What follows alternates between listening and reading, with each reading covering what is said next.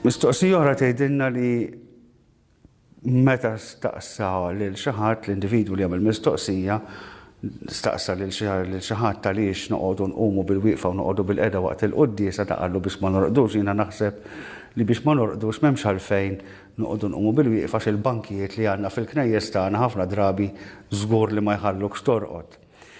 Imma hija mistoqsija interessanti għaliex ħafna drabi aħna naħsbu li l-liturġija hija esperjenza passiva ġifri li fija aħna ma nagħmlu xejn. Imma minn fil-fema tiegħi l-liturġija kollha kemm hi b'mod speċjali l-quddiesa.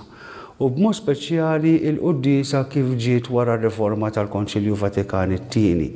Wieħed jara distinzjoni enormi bejn il-mod kif iġibu ruhom in-nies waqt il-ċelebrazzjoni tal-quddiesa fir-rit dak li jturu n-novu sordo l-mod kif niċċelebraw normalment fil-knejjes tagħna għal mod kif kienu tiġi ċelebrata l-quddiesa qabel il-Konċilju Vatikan it-tieni.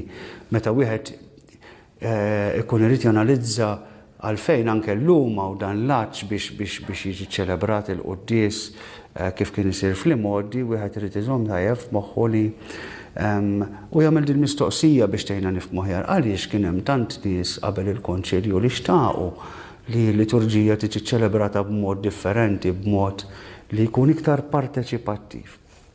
Fil-fatt, il-liturġija hija parteċipattiva dejjem għax tista' tqanqal l-emozzjonijiet, tista' anke lilna tinvolvi l-ispirtu tagħna. Il-mod kif kien jiġi ċelebrat il-quddies qabel ħafna drabi kien jirrendu n-nies biex iżommu l-kuruna tar-rożarju f'idejhom u joqogħdu jgħidu r-rożarju waqt li xi ħadd qiegħed saċerdot ikun qiegħed jiċċelebra u min ikun qiegħed jgħinu. Drawa li sfortunatament għadna nsubu anke fost ċertu nies illum u mid-dera tintiret għax mhux l-anzjani biss ikunu bil-kuruna tar-rożarju f'idejhom anke żgħar kultant anke jitqarbnu bil-kuruna tar-rożarju imdawra ma' jdejhom. Imma apparti hekk. Il-liturġija hija parteċipattiva ħafna u hija attiva. Jiena nissogra ngħid li l-liturġija hija senswali fis-sens li tinvolvi s-sensi kollha tagħna. Pereżempju, ħaġa li uħud iddejjaqhom, imma hija esperjenza. Ir-riħa, pereżempju, l-użu tal-inċens fil-quddiesa mhux biss aħna qegħdin naraw u nisimgħu, imma qegħdin ukoll nxommu din il-fwieħa li l-Iskrittura stess tgħidilna li l-talb tagħna jitla bħal l-inċensi fuq quddiem Alla. Hemm dan is-simboliżmu ma li jgħinna nifhmu. Mod speċjali fil-ġimgħa mqazza, pereżempju, għandna ċertu azzjonijiet liturġiċi bħal meta l-qassisi jimtett mal-art tintuża wkoll il-prostrazzjoni fl-ordinazzjonijiet, kemm presbiterali tal-iżifijiet, tad-djakni tintuża wkoll fil-professjonijiet reliġjużi. Il-fatt li aħna nimteddu mal-art. Il-ġesti u l-pożizzjonijiet li aħna nieħdu huma parti minn din l-esperjenza. Mela, waqt il-purċissjonijiet aħna nqumu bil-wieqfa, qegħdin niġu introdotti, qegħdin niġu mlaqqajn ma' xi ħaġa fil-bidu tal-quddiesa dieħel is-saċerdot ħatibda l-quddiesa mela nqumu bil-wieqfa. Nibqgħu bil-wieqfa meta nsermu l-xulxin, anke b'mod soċjali aħna meta jidħol xi ħadd f'kamra pereżempju se sellemlu ma tibqax bil-qiegħda tqum bil-wieqfa. Qegħdin insermu l-xulxin, qegħdin anke nitolbu maħfra lill-Alla. Meta nisimgħu aħna waqt il-liturġija tal-kelma waqt il-qari aħna noqogħdu bil-qiegħda f'attitudni ta' smieħ. Fil-Evanġelju anke b'rispett lejn il-kelma tal-Alla u nafu li l-qari tal-Evanġelju huwa tħabbir tal-Evanġelju huwa differenti mill-mod kif jiġi mħabbar il-lezzjonijiet l-oħrajn il-qari ieħor. Anke pereżempju fil-Qudies Solenni waqt il-qari tal-Evanġelju jkun hemm iż-żewġ ċemat mal-ktieb jintuża l-inċens. Nuru qima ikbar lejn l-Evanġelji fihom naraw lil Ġesu ikellem lill-Knisja tiegħu. Noqogħdu bil-qiegħda waqt l-omelija. L-istess f'attitudni ta' smieħ. Kultant tkun attitudni tarqat hemmhekk veru jkollna nammettu li minħabba ċertu omeliji wieħed iktar ikollu tentazzjoni jorqod milli jisma'.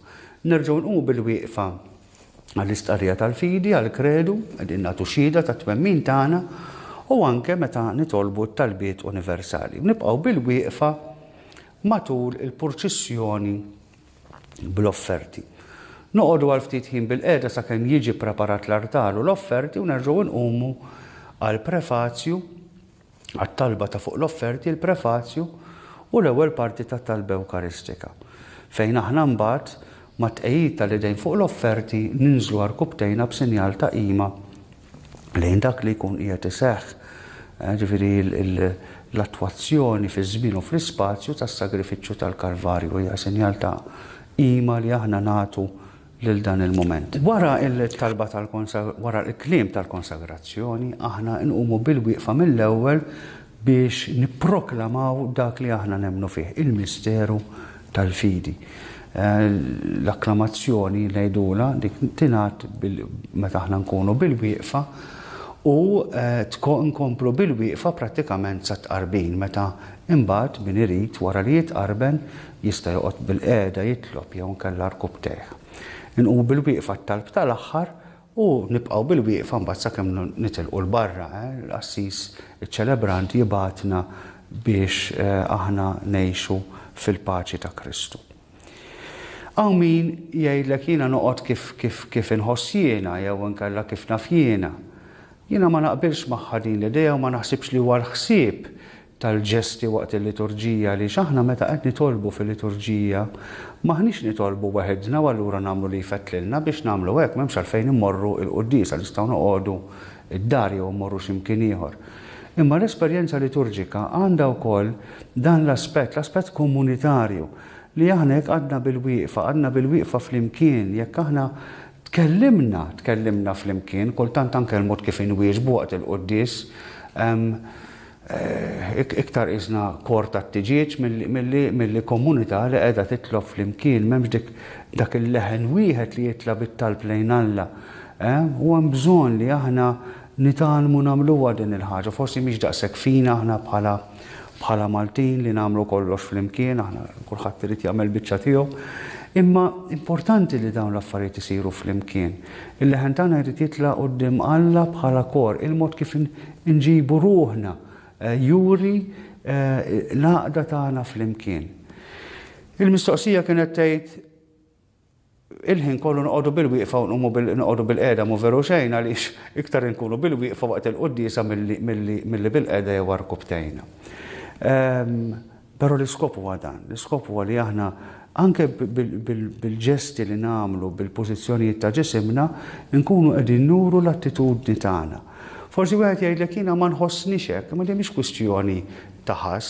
Wieħed għaref Ġiżwita kien jgħidilna min jimxi fuq il-ħass jiżloq. U naħseb hija verità kbira. Għalkemm ir-riforma fil-liturġija naqset l-uniformità imma l-universalità baqgħet dejjem hemmhekk. U hija ħaġa sabiħa anke meta tmur inti f'pajjiż ieħor jew qed tieħu sehem f'liturġija b'lingwa differenti, għalkemm inti ma tifhimx il-lingwa, imma xorta il-ġesti jgħinuk tifhem f'liema parti tal-quddiesa wasalt. Jew allura tajjeb li aħna nidħlu f'din id-disciplina ngħidilha jien, disciplina mhux xi ħaġa stretta, imma disciplina li tgħinna nħossuna u tgħinna nidhru. Mhux li qed nitolbu bħala individwi fuq livell personali biss, imma qegħdin nitolbu flimkien ma' komunità u flimkien mal-Knisja Universali.